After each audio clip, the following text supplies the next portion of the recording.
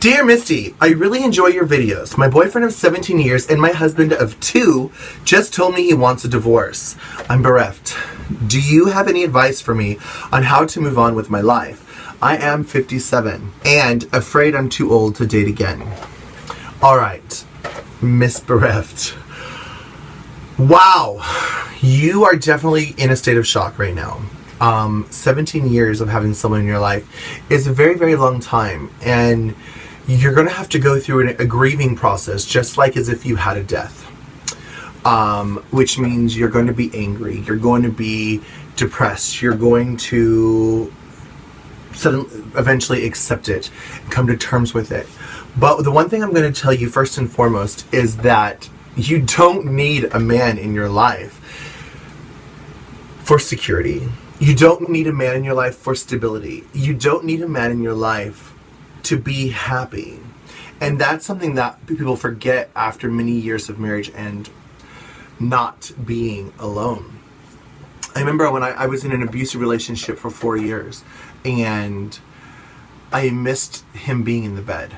I did not miss him, but I remember going home to an empty bed, and it was really weird for, I would say, a couple months. Like, I just wished he was in the bed with me. But I'm a cuddler, and I like people even if we, like in the last couple of years we weren't cuddling, but his absence was greatly noted. Let's put it that way. So, that's going to be the hardest part at first, is getting over your daily traditions, your routine. Like, oh my gosh, he is always the one that makes coffee. He's always the one that does whatever, takes out the trash. And you're going to have to do everything for yourself now. That's the hard part. But I think shows like The Golden Girls, for example, became so famous and so popular because you're not alone in this. There's a lot of other women out there who are single and older. Now, I'm also going to say, Mama, 57, are you kidding? Remember when 65 was like the age of retirement and like my life was over? It's not 65 anymore. It's like 85. You have your whole life ahead of you still. You're not even 60 years old yet. You still got a good 20 years to be physically fit and physically active and social. Don't give up, girl. Tonight at Lips, we did a 92-year-old's birthday. I mean, girl, the age equality, girl, we are living much longer these days. So don't give up and get a hobby. I'm not hip to what's new or popular right now, but start playing bridge.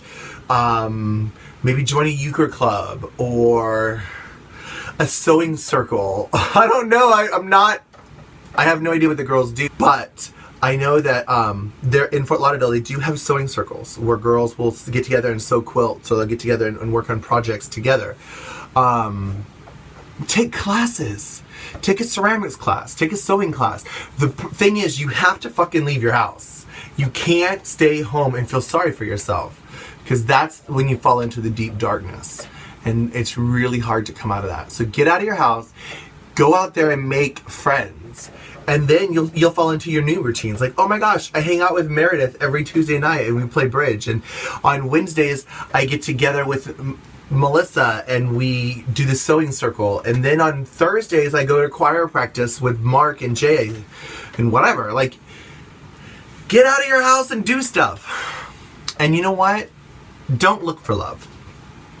That's my advice for you. Don't give up on love, but don't look for it. However, sometimes when we're not looking for it, we find it. Good luck to you, mommy.